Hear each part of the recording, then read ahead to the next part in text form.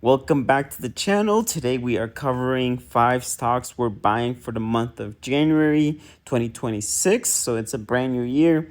I do want to cover them because I do think they are undervalued or somewhat have more potential to expand their current business.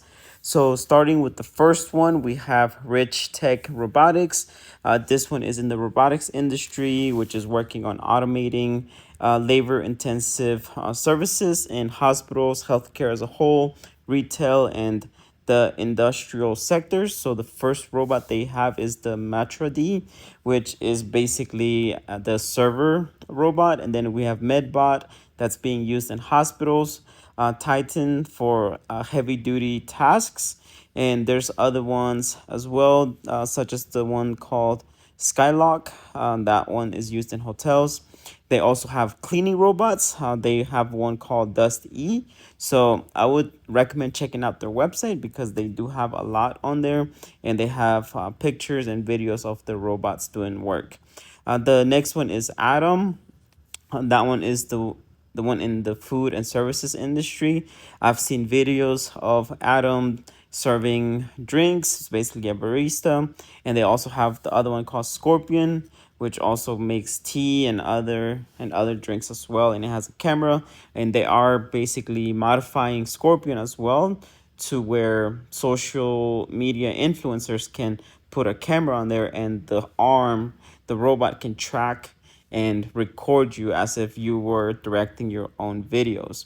The next one, and it's their newest product, is Deex, and that is they have a partnership with Nvidia with their Jetson Thor semiconductors. So this one's going to have AI, and basically they're trying to make it commercial and industrial for those uses, and that they are basically moving their model from a sales model to a robot as a service subscription. So they have reoccurring subscriptions and collecting revenue in that way.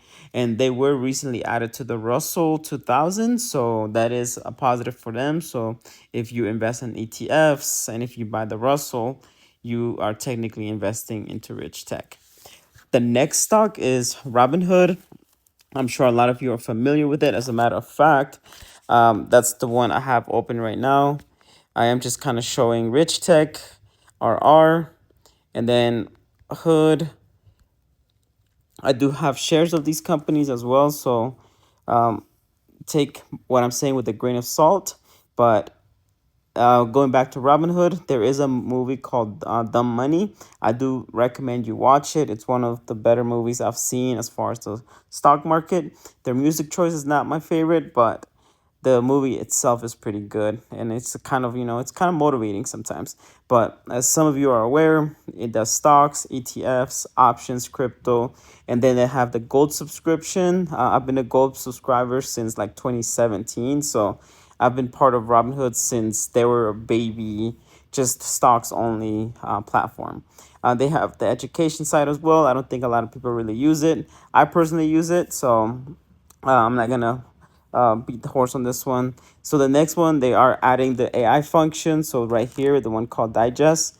So this is run by AI. It's actually really cool. It gives you quick summaries of what's going on in the markets, what's going on with that stock, and macroeconomics and everything. So it is pretty good. It does kind of remind me of the Bloomberg terminal, how certain companies pay to have that subscription to get alerts first so they can make the trade before regular investors like me and other retail investors. So that's how they beat us to the game, is because they get the news as soon as it comes out. So that's the Bloomberg terminal.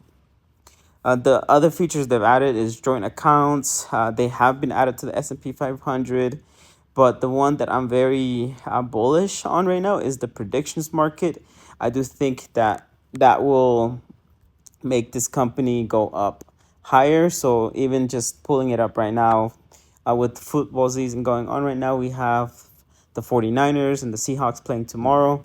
If depending on how you feel, you can basically trade on these. So for example, right now you can buy the 49ers, buy one contract, you pay 29 cents, you can get $1, and then as it goes up, as the game is going, you can sell it if it goes higher than your value, and then you can sell it. So you don't have to wait until the game is over. You can just kind of trade it. And then they have other features as well, such as parlays, touchdowns, passing yards, received yards, rushing yards. So it has a lot. So I do think that sector itself is growing. There's other competitors out there right now like Kalshi, FanDuel, DraftKings. So those are the competitors. But I do think that Robinhood has a huge moat in this because it has a bunch of young users who have been here since day one. And in a sense, Robinhood has gamified stocks, which is actually not good because it gets people addicted basically to trading instead of actually being long-term investors. And and um but with that aside, I do think that will bring more clients, that will bring younger investors, I mean, and to use the predictions market. At least that's my prediction. I hope it plays out. I do have shares of Robinhood. I've had it for a while, and so yes, so let me know what you think about that one. I know that's kind of a stretch. The stock has been getting beat up. Rich Tech was actually getting beat up. All the ones I'm talking about now actually got beat up a little bit in the stock market. They dropped significantly. They are recovering, but only because they have potential. That's what they have. It's just potential. There's nothing that has been proven yet. Robinhood, I would say, is profitable right now. They have a good PE ratio. It's slightly elevated, but let's see. Let's see what the PE ratio is. It's 45. So for a company that's growing fast, I think 45 is actually not bad. You will see the S&P 500 around 20, 25. That's not the worst number, but it's good to use it as a as a baseline. But Robinhood's PE is 45, so that is on the higher end, but it is reflecting how fast this company is growing, I think. The next one is NVTS. So let's type it in right here, NVTS. As I said earlier, so I do have shares, and I do like this AI feature. But what NVTS is in the semiconductor company, more specifically the power electronics for next generation semiconductors.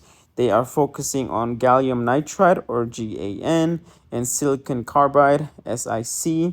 And these two I guess molecules or elements are said to be very efficient. They are 80 to 90% more efficient than other metrics.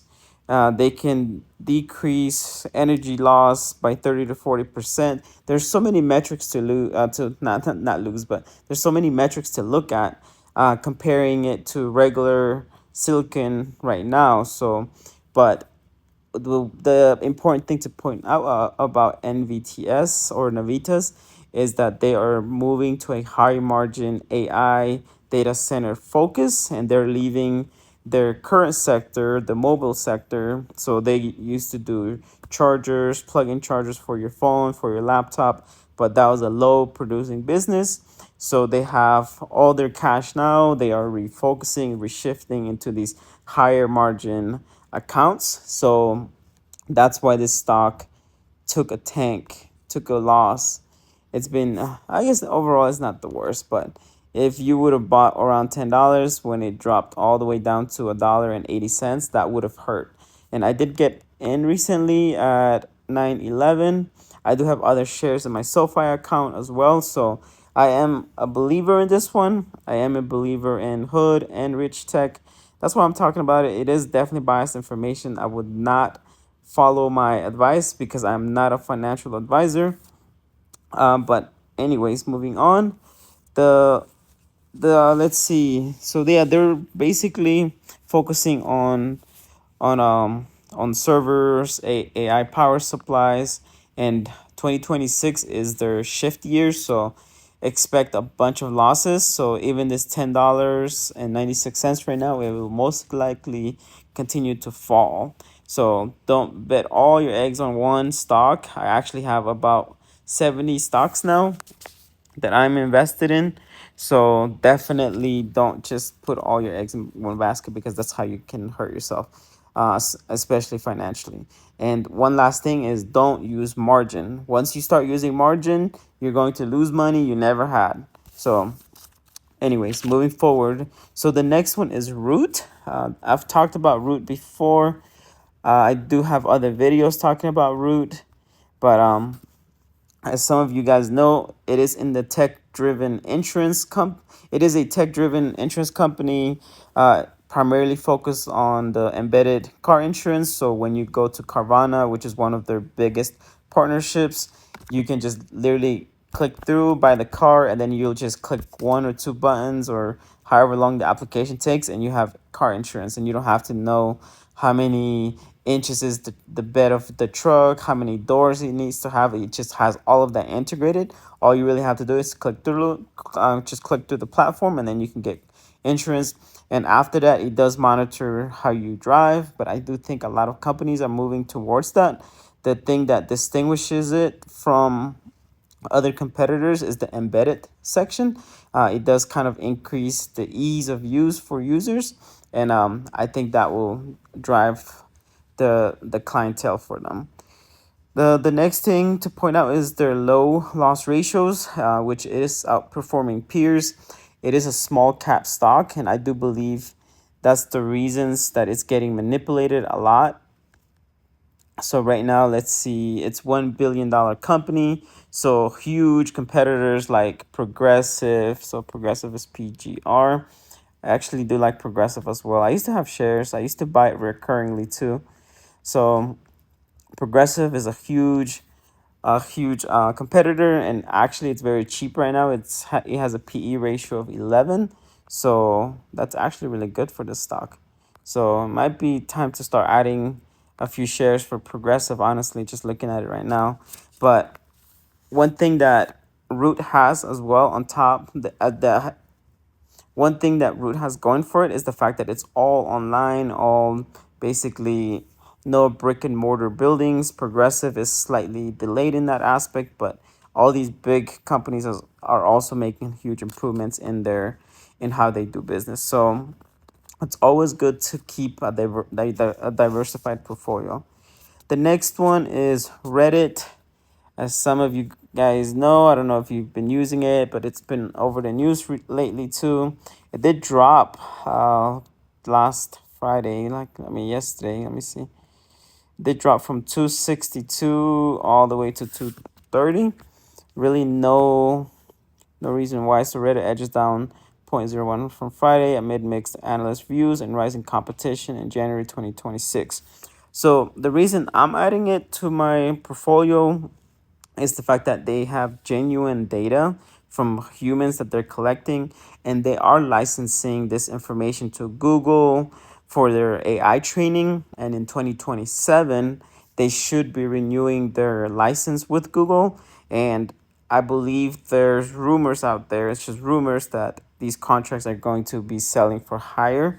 And I do think that other companies such as OpenAI and all these large language models will license some of the information from Reddit, and Reddit will start making a lot more money just because it is genuine discussions. The moderators, for example, are getting paid, so they just do it because they kind of liked that topic, that discussion, that subreddit.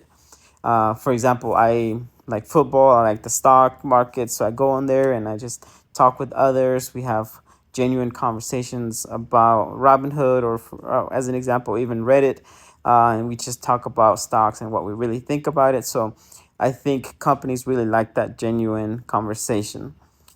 The other pro for Reddit is that it does translate all of the subreddits into like 30 other languages. So one post can be seen by 30 different people that speak different languages. So the language barrier is minimized.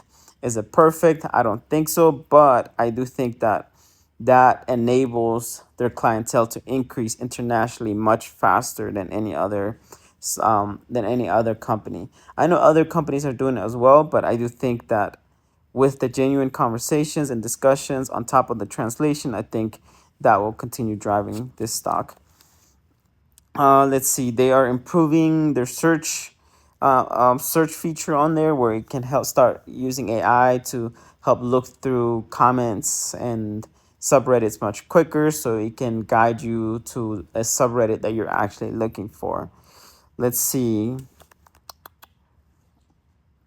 And no, I think that's the ones. Right now their revenue is going up crazy fast, and a lot of people are enjoying that.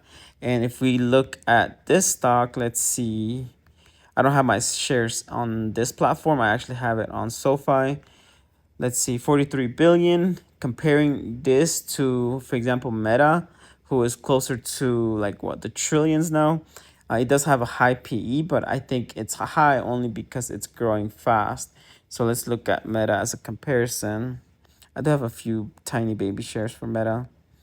So PE ratio is 27. So Meta, in a sense, if you're just looking at it strictly from a PE perspective, Meta is technically cheaper right now compared to Reddit.